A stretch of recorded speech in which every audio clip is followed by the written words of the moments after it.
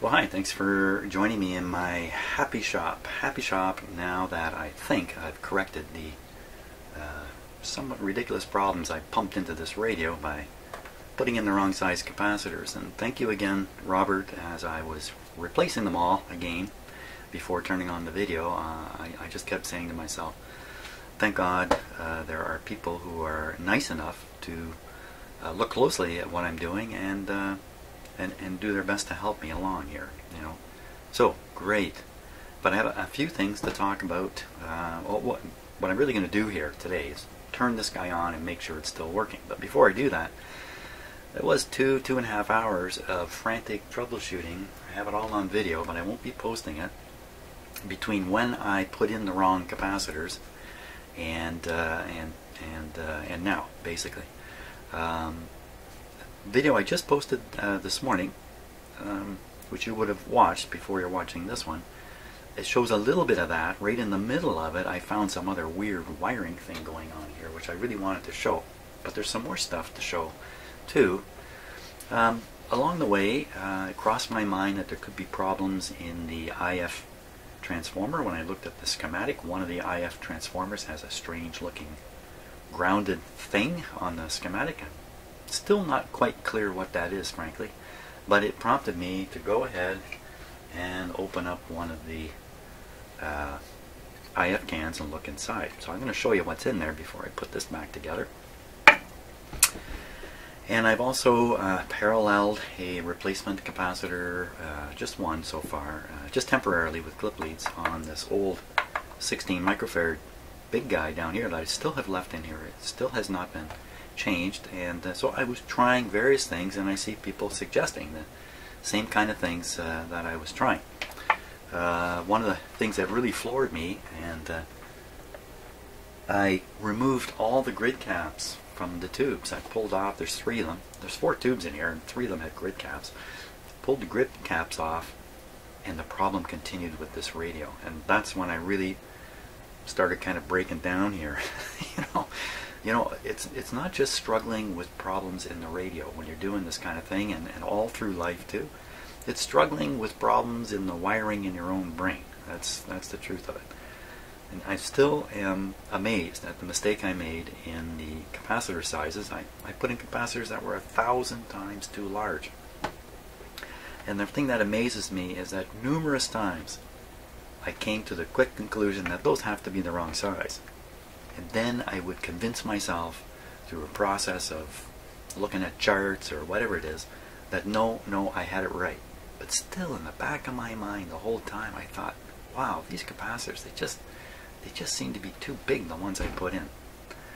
And that turned out to be actually what the problem was, the acute problem I'd been chasing. By the way, I've also fixed up some of the soldering in here, and I also replaced this capacitor. This is the first molded one I replaced. I replaced it originally with a different style of capacitor, and I was guessing at the size, but I've gotten enough experience here. I've studied the schematic enough to be able to read the schematic. So here's what I did, though. I took the capacitor, I think it's this one, doesn't really matter, one of these anyway. I put it back on my capacitor checker over here, over here, and I use the capacitor checker, knowing that the capacitor is not leaky, to measure its capacitance. On this checker, it comes out, it's still set, on the dial here, it comes out to about 400 picofarads. When I look at the, let me get the right capacitor in my hand, what I do with it, I don't know what I do with it. The color code, this isn't it, the color code is red, brown, red. Red, brown, red to me, well, that would be 2100. 500. That's quite a difference. So, oh, here's the capacitor. It's still in my, So another capacitor meter here. What does it say? About 600. About 600. There's the colors. Red. Looks like red, brown, red to me. 600. And when I looked at the schematic, I can see the 600 now. Now I know what I'm looking for, because the schematic is very rough to look at. 600. So I put a 600 in here.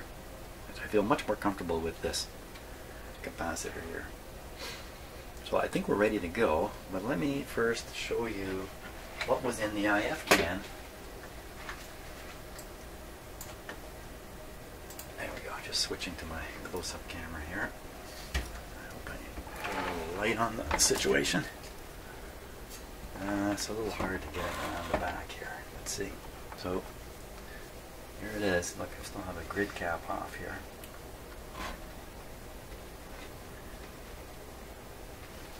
So there it is, out of the can. So you can see the one trimmer capacitor and the other one, of course, there's no trimmer capacitor.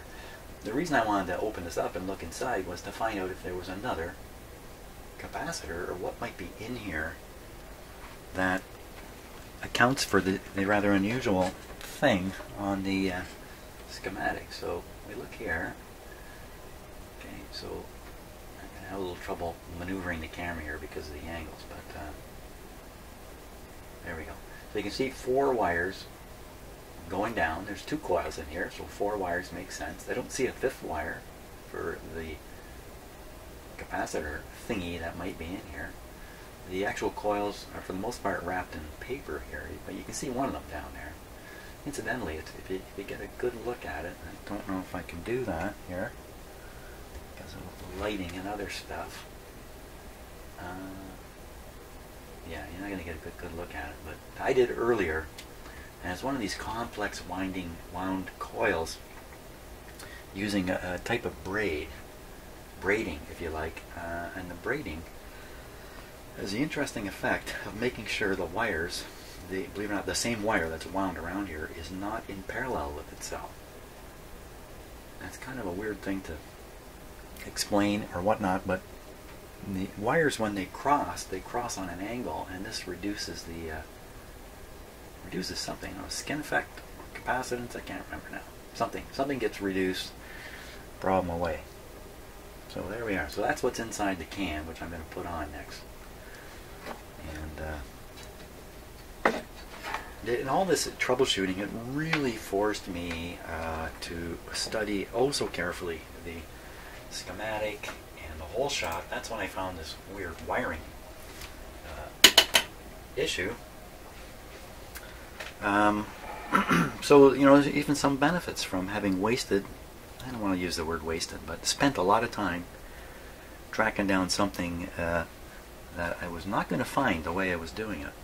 You know, if I was left alone with this, eventually I would figure out that I had boobed up on the capacitor replacement. And you know how I did that? I might as well talk about this for a little bit. So I got a notion as to what the proper size should be for replacing these guys. I wasn't comfortable with my notion. I thought, well, I think this through. It says micro on the schematic. Well, I'm not gonna think. I just look on the internet. Just look on the internet. You'll see a chart. Can't go wrong there. Pulled up a chart on the internet. Not the best chart. And maybe I've already explained this, come to think of it, in the earlier video. But I'll just finish off with it. And with a certain notion in my head, read the chart wrong.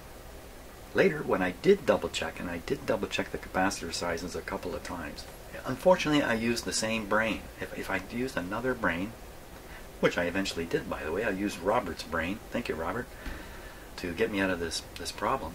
I guess it's just a natural human tendency, or it's just, you know, we should all face up to it. We can't check our own work, because if we've made a mistake, it's really hard to find your own mistakes. It's really hard.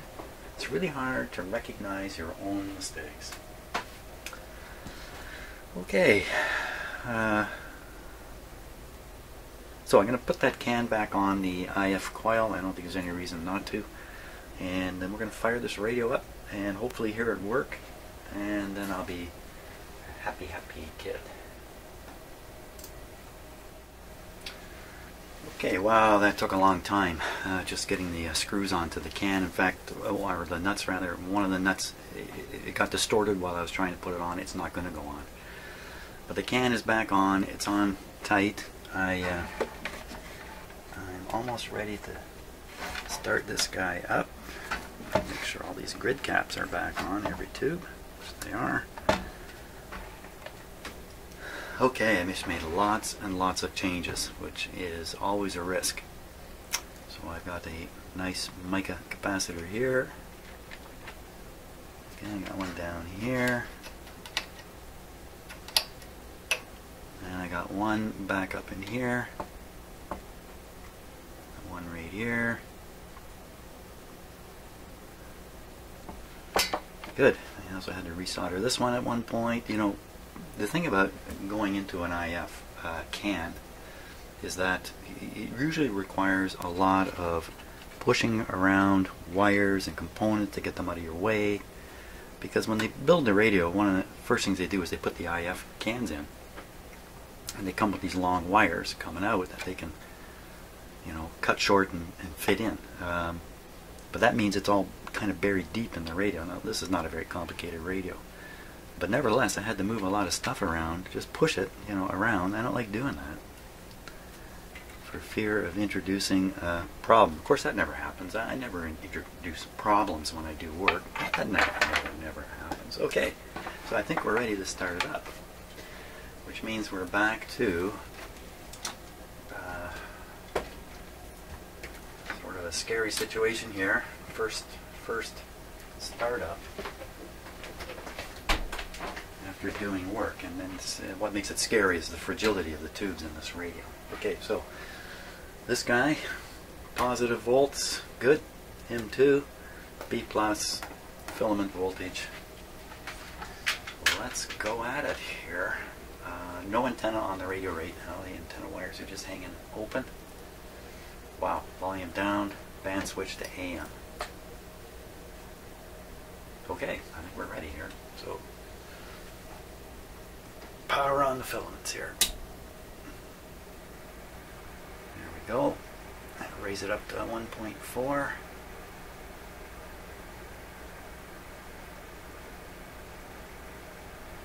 Okay, it's a very sensitive adjustment when I'm turning that. If I wasn't careful, it would be 2 volts there before I know it. Okay, B plus. My camera out of the way here. B plus. We should hear something. What's it going to be?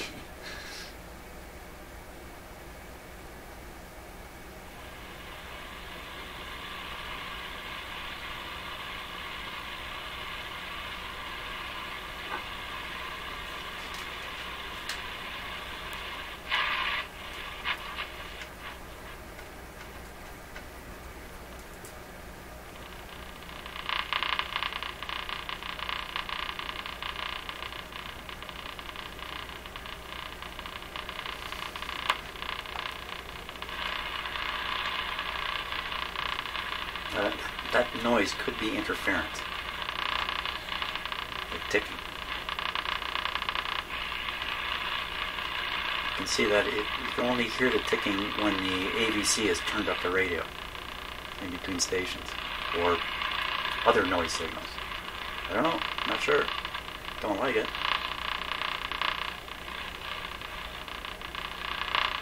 Let's stick an antenna on there.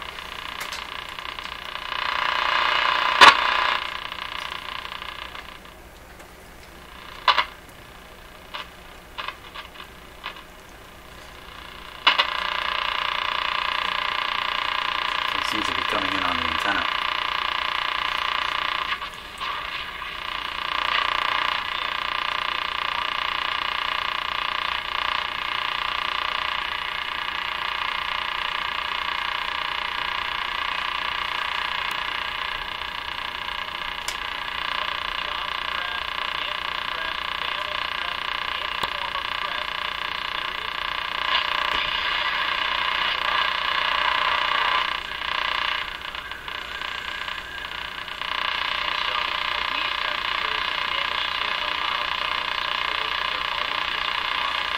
Volume is turned right down right now.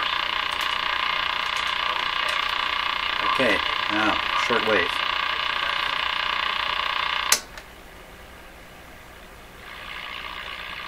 Oh. Okay, on the short wave frequency, at times it's about almost 11 o'clock in the morning. So we really should be way up around here if we want to try to find something.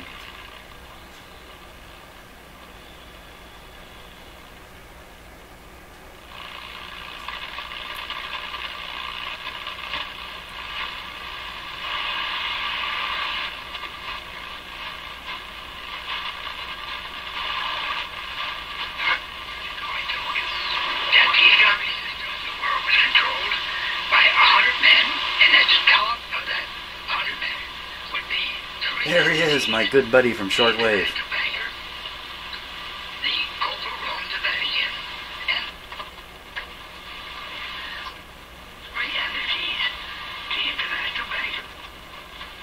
Talking about international bankers, like he knows something.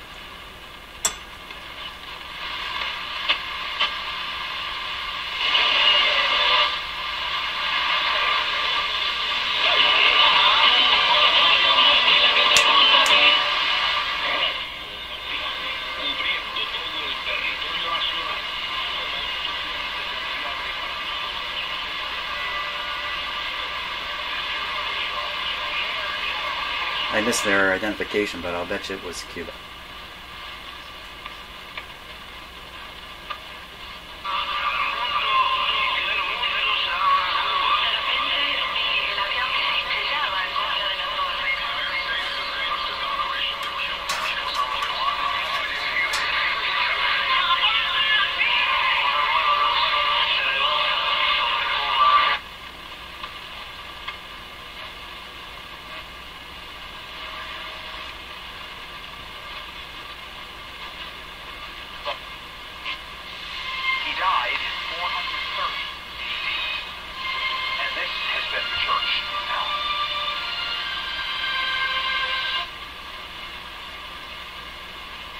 Be nice if WWV came in at 15 here. That'd be nice.